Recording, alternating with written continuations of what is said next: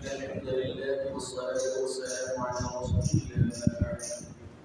أعوذ بالله السميع العليم من الشيطان الرجيم من همزه ونفخه ونفثه. بسم الله الرحمن الرحيم. في قلوبهم مرض فزادهم الله مرضا ولهم عذاب أليم بما كانوا يكذبون. صدق الله العظيم.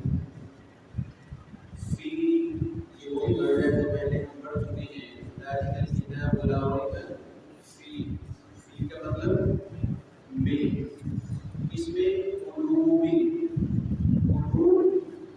دلوں میں، ان وہی لفظ جو ہم بار بار پڑھ رہے ہیں، کبھی ان ہوتا ہے کبھی ان ہوتا ہے، ان کے دلوں میں، فی قلوبہم ان کے دلوں میں مرض بیماری ہے.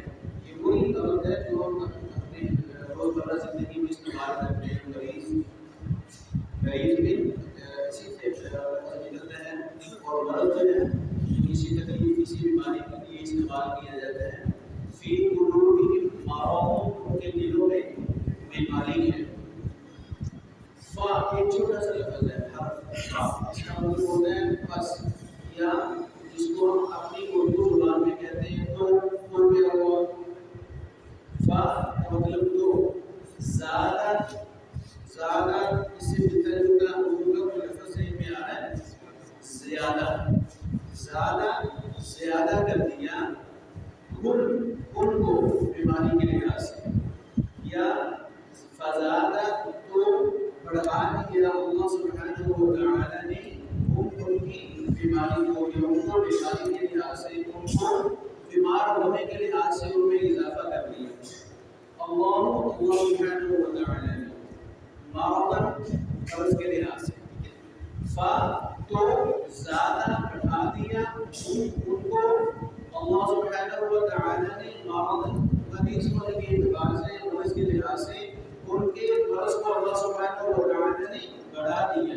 واو کا مطلب اور، لا لیے، ان کے، وَلَهُمْ اور ان کے لیے کیا ہے، عذاب، عذاب ہے، سزا ہے، علیم دردناک، علیم دردناک. یہ ہم اردو زبان کی اس طرف سے ملتا جو ہے لفظ بولتے ہیں المیہ، کوئی بہت خوفناک یا انسان کے جسم کو یا روح کو جوڑ لینے والا واقعہ کوئی علماء ہوئے تو ہم اس کے لیے استعمال کرتے ہیں المیہ.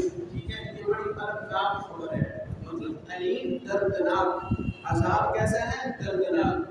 بازیر بھی، اس کا مطلب کیا ہوتا ہے، ساتھ. لیکن یہ با ایک چھوٹا سا جو لفظ ہے، حرف ہے، جن میں اس کے 10 مطلب استعمال ہوتے ہیں، اس کے مطلب 10 مطلب استعمال کیے جاتے ہیں. تو ایک مطلب ہم نے پہلے پڑھا ہے، اس کا مطلب ہوتا ہے ساتھ. یہاں پہ ہم اس کا مطلب کریں گے سبب، سبب، وجہ سے. ٹھیک ہے، اس کا ایک مطلب ہوتا ہے کسی وجہ سے، بھی وجہ سے. عذاب علی، عذاب علیم کس لیے ہے، بے وجہ، ما جو. اب یہاں پہ ما کا مطلب نہیں بھی ہوتا ہے، ما کا مطلب جو بھی ہوتا ہے. دونوں لفظوں میں، دونوں معنوں میں استعمال ہوتا ہے. ما جو، کانو، یہ کانا بڑا عام سا لفظ ہے جو بار بار قرآن میں استعمال ہوتا ہے. کبھی یہ کانا ہوتا ہے، کبھی یہ کانو ہو جاتا ہے. تو کانا ایک کے لیے استعمال ہوتا ہے اور کانو سب کے لیے، زیادہ لوگوں کے لیے استعمال کیا جاتا ہے. کانو کا سبب اس کے جو کانو تھے وہ یکذبون، جھوٹ بولتے، جو وہ جھوٹ بولتے تھے اس کے سبب ان کے لیے کیا ہے، عذاب علیم ہے. اب یہ جھوٹ کیسے بولتے تھے، جیسا کہ ہم پچھلی آیت میں اسی سورے میں وہ اپنی زبان سے تو کچھ کہتے تھے لیکن ان کے دلوں میں کچھ اور ہوتا تھا.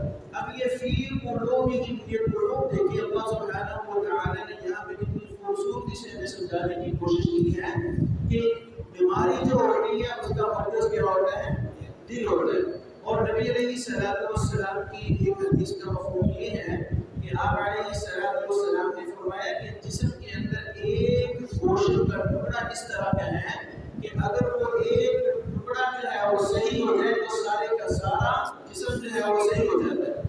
اگر ایک اور گوشت کا ٹکڑا خراب ہو جائے تو سارے کا سارا جسم جو ہے وہ خراب ہو جاتا ہے. الا وہی القلب، ایک چھوٹا سا گوشت کا ٹکڑا کیا ہے وہ انسان کا دل ہوتا ہے.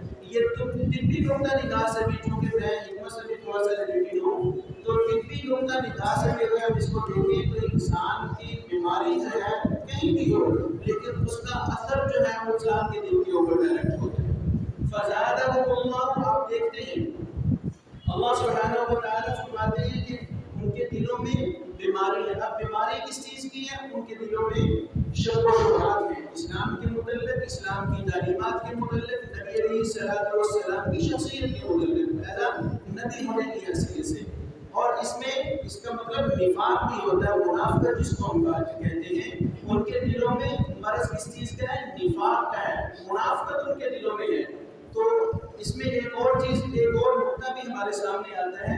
جب کسی انسان کو کوئی بیماری لاحق ہوتی ہے ابتدا میں، اگر اس کو ابتدا میں اس کا کنٹرول کیا جائے تو اس کو ریکور کرنا، اس کا علاج کرنا بہت حد تک آسان ہوتا ہے ابتدا میں. لیکن جیسے جیسے مرض بڑھتا جاتا ہے وہ ٹھیک ہوتا جاتا ہے، اس کا علاج کرنا بھی اتنا ہی مشکل ہو جاتا ہے. ابتدا میں اگر مرض کا پتہ چل گیا تو بہت حد تک انسان پرہیز سے اس کا علاج ہو جاتا ہے، کر لیتا ہے.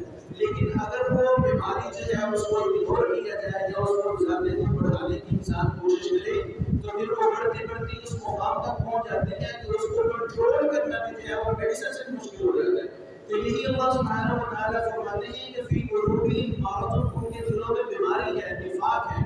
اور یہ بیماری کا علاج اللہ سبحانہ و تعالیٰ نے کیا فرمایا دوسرے مقام پر؟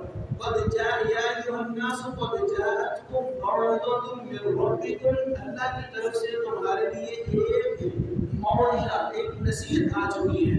اور یہ قرآن کی صورت میں، قرآن کو یہ موعظہ نصیحت بھی کہا گیا. وشفاء لما فی الصدور، آپ کے دلوں کی جو بیماریاں ہیں ان بیماریوں کا علاج بھی اللہ سبحانہ و تعالیٰ نے قرآن میں فرمایا کہ جس انسان دلوں میں رہنے والی یہ نفاق ہے اور انسان کو نظر نہیں آتا، انسان کے دلوں میں ہوتا ہے، حسد دلوں میں ہوتا ہے، بغض دلوں میں ہوتا ہے، کینہ دلوں میں ہوتا ہے.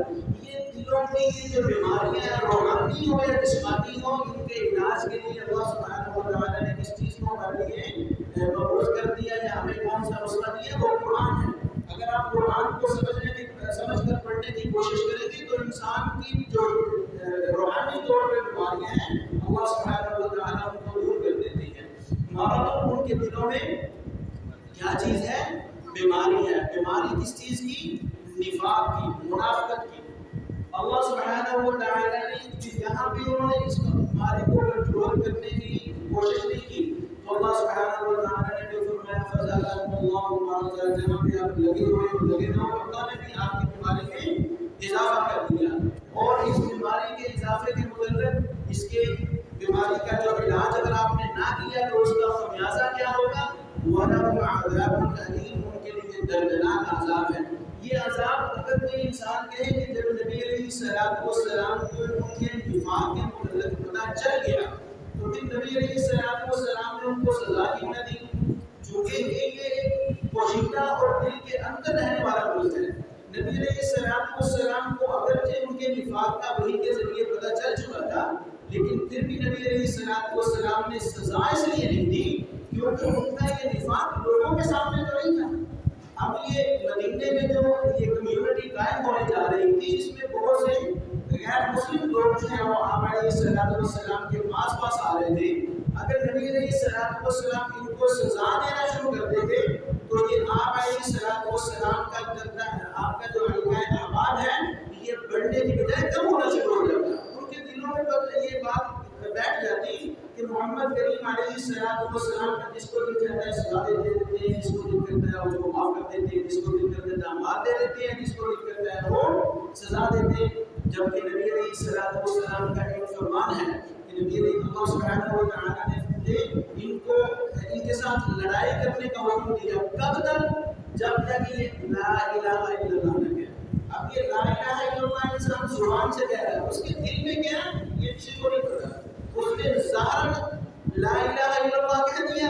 آپ علیہ السلام نے فرمایا جس نے لا الہ الا اللہ کہہ دیا اس نے اپنا مال بھی مجھ سے محفوظ کر لیا، اپنی جان بھی مجھ سے محفوظ کر لی. یہی وہ وجہ تھی کہ ان کے نفاق واضح ہونے کے باوجود نبی علیہ السلام نے ان کو تکلیف یا ان کو سزا نہ دی اور ان کی سزا کو مؤخر کر دیا. وَلَهُمْ عَذَابٌ أَلِيمٌ, آخرت میں ان کے لیے کیا ہے؟ عذاب علیم, دردناک عذاب ہے. اس وجہ سے اب یہ بات کا مطلب وجہ سے, وجہ اس کے اس سبب سے کہ وہ جھوٹ بولتے تھے, نبی علیہ السلام کو جھوٹا سمجھتے بھی تھے اور اپنی زبانوں سے جھوٹ بولتے بھی تھے. اور اللہ رب العالمین سے دعا ہے کہ جو بھی سنا اور سنائے اس کو سمجھنے کی اور بالخصوص قرآن کو سمجھ کر پڑھنے کی توفیق عطا فرمائے.